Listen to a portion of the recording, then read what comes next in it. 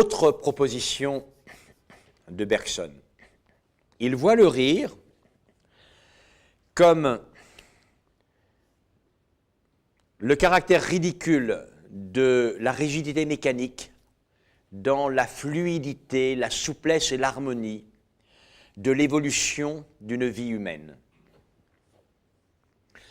L'esprit humain est délié et admirable, et que s'y glisse quelque chose de déglingué, d'absurde, de ridicule, alors on rit. Lorsque un être cesse de se conduire avec le caractère équilibré, habituel de ses gestes, la coordination de son visage, de son corps, et se met à distraire son entourage d'une pantomime exagérée, clownesque, alors on rit.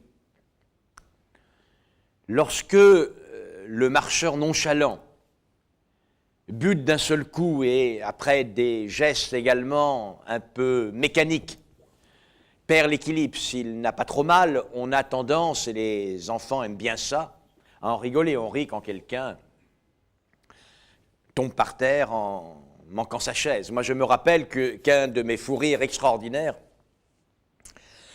c'est dans une représentation magistrale sur le plan vocal et scénique de la Tosca de Puccini. Mario torturé, après avoir poussé des cris déchirants, et de fait Floria Tosca est déchirée, elle qui a été amenée là par Scarpia, poursuivant ses noirs desseins, Mario, pantelant, est amené devant la Tosca.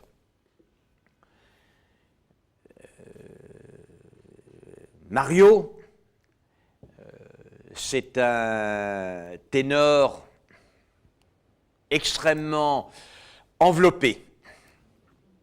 À l'époque, il devait faire dans les 120-130 kilos. Tout potelant, il s'assoit sur un tabouret qui s'écroule sous son poids.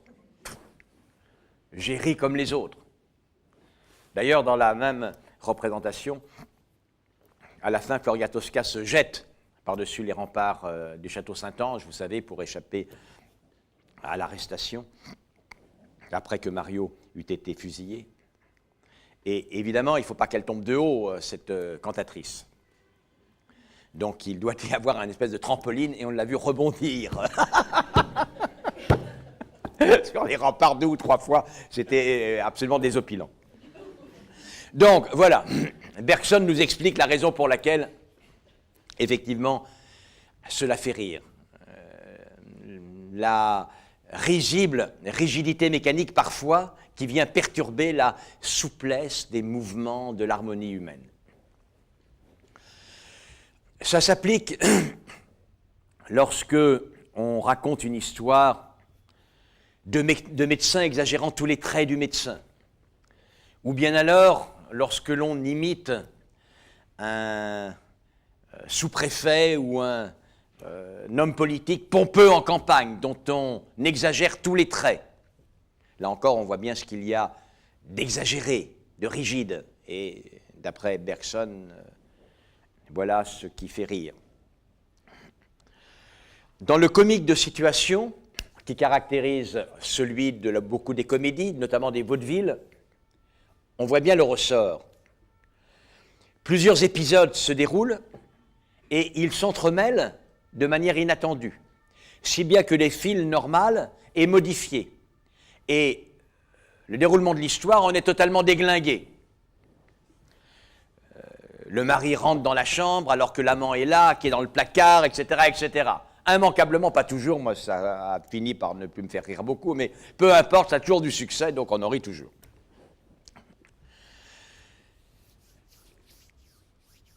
Vous verrez que, malgré cet apport important, dont d'ailleurs j'accepte beaucoup des résultats, je crois que Bergson n'a pas été jusqu'au bout de l'analyse.